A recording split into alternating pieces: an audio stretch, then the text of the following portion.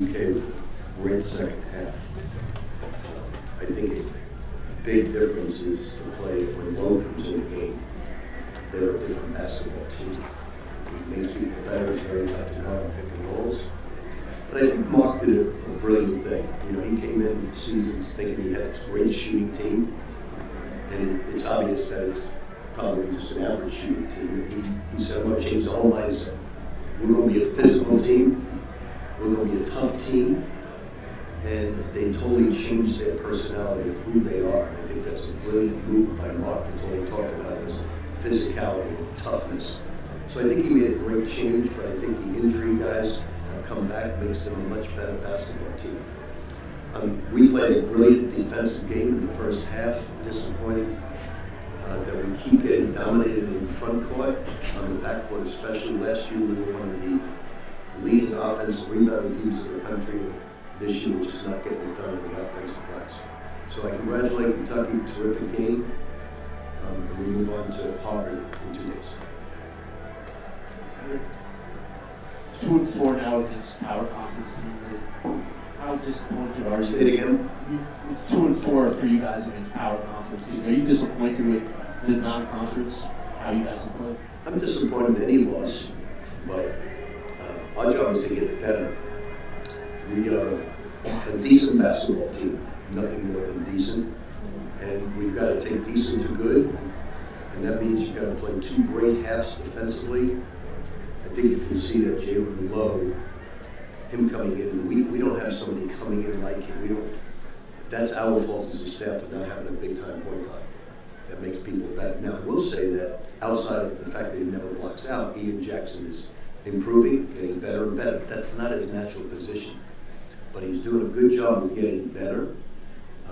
But that's a big factor with us right now, and that's our fault as a staff not having a big time physical point guard.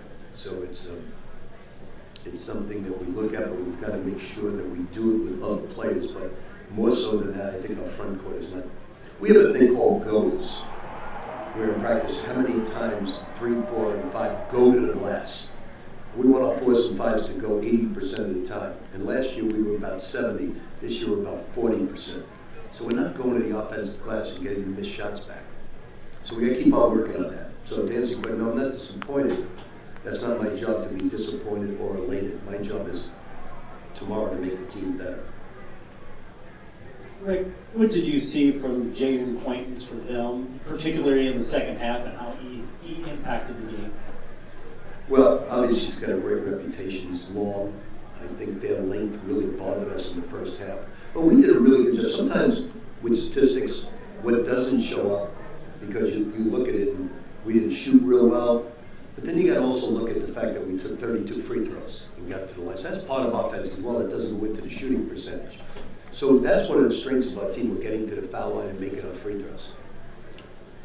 Can you just talk about the emotion going into this game, given your history with Mark and obviously the University of Kentucky? If this was at Rupp, I think I'd have a lot of emotion, but I didn't have any emotion at all. I'm really proud of Mark. I think he's done a brilliant thing with changing the whole mindset of the team. Let's be tough, let's be physical. Doesn't surprise me he makes some change. That's why he's a Rhodes Scholar candidate. Rick, you mentioned Lowe a couple times coming back for Kentucky in the second half. What's the biggest difference that he gives out, especially on the offensive end when he's leading? Well, he's very difficult to guard in a pick and roll, and he makes plays go into the rim like a tiny Archibald. He can take the contact and still make shots. He can still make plays. So he's a really good pick and roll guy. They're a totally different basketball team when he's on the court. Coach, I believe you only had 2 fast break points. Was it a point of emphasis to 3 for 7? No, was it a point of emphasis to get fast break points, and what was it that caused you not to be able to? Well, we tried. They did a good job of getting back.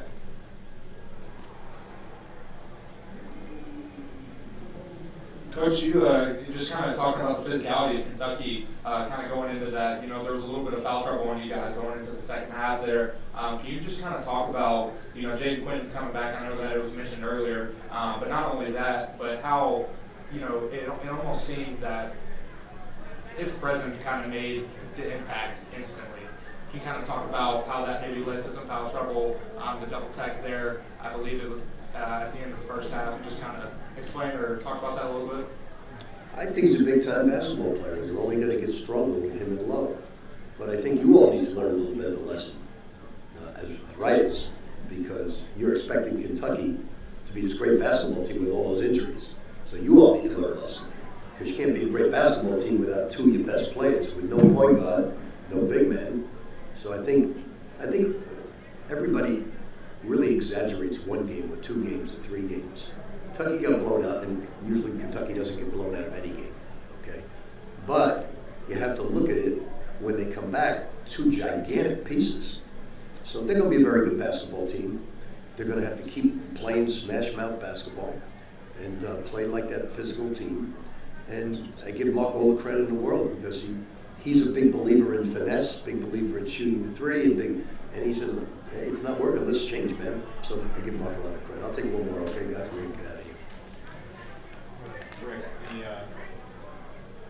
the point guard situation for the team, has kind of been a thing since before the regular season started. You sort of started out by telling us that you didn't need a point guard because of the type of offense that you guys ran.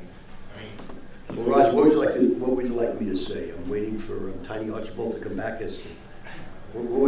That's what you have to do when you don't have one. You make a positive from a negative and say we got to do it collectively as a team. So what you want me to just complain and get their confidence down? Is that what you're looking for? no, I'm just looking at. Well, that's what it is. We don't have it, so we've got to make sure the other guys can bring it up, do the job. That's our fault in recruiting. We lost out on 4 different big-time point guards that we went after, and we got to make the best of the situation by collectively other people handling the ball and bringing it up. I wasn't saying that it was a rosy painting because of having no point guard. It's just that that's what we had to do. So I'm not going to get negative and just say what we don't have. We expected Dylan Darling to be a backup, and we lost all our recruits in that position, and we gained another position. So just got to make the best of it when that happens. It's like an injury. You have a key injury. Kentucky has a key injury to Lowe. And what do they have to do? They have to just make up for it. Now he comes back, they become much stronger.